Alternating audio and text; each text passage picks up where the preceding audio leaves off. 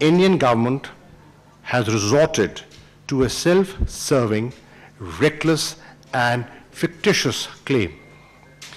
This action has been done for domestic consumption, being an election environment, putting regional peace and stability at grave risk. The claimed area of strike is open for the world to see the facts on ground. For this, domestic and international media is being taken to the impact site.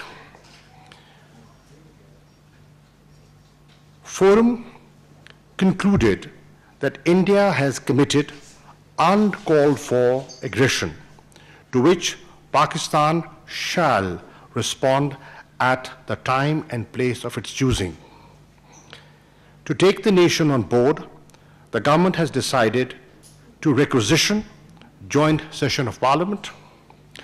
Prime Minister has summoned special meeting of the National Command Authority on 27th of February, which is tomorrow.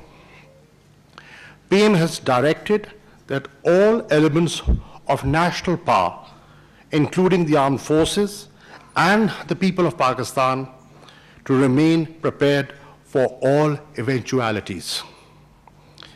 He decided to engage with global leadership to expose a responsible Indian policy in the region.